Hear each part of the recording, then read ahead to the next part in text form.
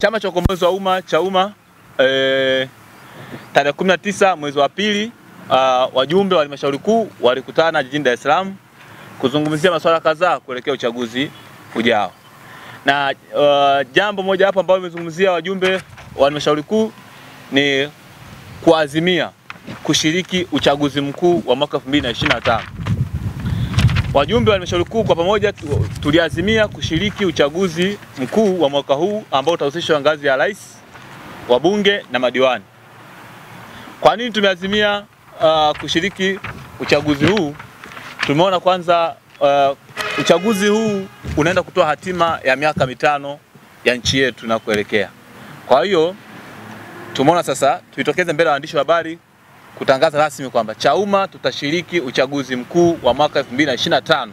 Sasa ni wakati wetu sisi vijana ambao tumesoma tumesomeshwa na serikali na wazazi wetu, tuonyeshe maarifa yetu tupata chuoni tuyatekeleza kwenye maeneo yetu ya kazi ya uongozi. Tutaonyesha wapi? Ni kupitia udiwani, ubunge na sehemu kadhaa. Hivyo ni waombe watu, wananchi, vijana, wamama, mjitokeze kugombea nafasi za uongozi kwenye uchaguzi ujao. Huu ndio utatoa picha ya miaka mitano hii ambayo tunaitaka. Pili, sisi hapa kama CHAUMMA hatushirikiani wala tufungamani na chama chochote cha kisiasa kingine chochote ambacho kikipo hapa nchini. Sisi CHAUMMA tumesajiliwa kivyetu na tunaongozwa na katiba yetu na misimamo yetu. Hivyo hatufungamani na chama chochote. Kumekuwa na masuala kadhaa kwamba CHAUMMA mnatumika na vyama fulani. Hatufungamani na chama chochote, na hapa hatujatuma mtu yoyote kuzungumzia kwamba kwa nini tushiriki uchaguzi. Tulisajiliwa kwa ajili ya kusimamia mambo yetu. Tutafanyia kitu, tutaongaje hoja kitu ambacho sisi hatukifahamu?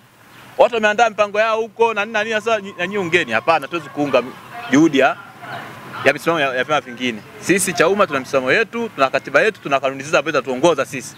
Hivyo hatuwezi kuunga juhudi ya misimamo ya vyama vingine. Mimi naitwa Lusako John Mwakiluma, ni mwenyekiti wa vijana CHAUMMA mkoa wa Mbeya.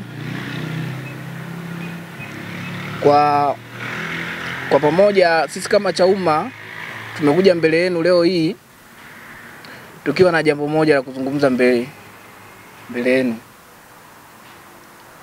Kwa upande wa sisi kama CHAUMMA, nikiwa kama mwenyekiti wa vijana mkoa wa Mbeya, napenda kutuma hizi salamu kwa vijana wote waliopo mkoa wa Mbeya na wilaya zake zote, na hata pia kwa Watanzania wengine walioko nje ya mkoa wa Mbeya. Hii ni kama tunu ambayo tumeletewa na Mwenyezi Mungu kwa kuletewa chama hiki cha Ukombozi wa Umma CHAUMMA. Maana halisi ya Ukombozi wa Umma CHAUMMA ni kumkomboa mtu kiuchumi, kumkomboa mtu kiafya, lakini katika vyote hivyo haviwezi vikapatikana kwa kuwa na viongozi ambao hawako vizuri.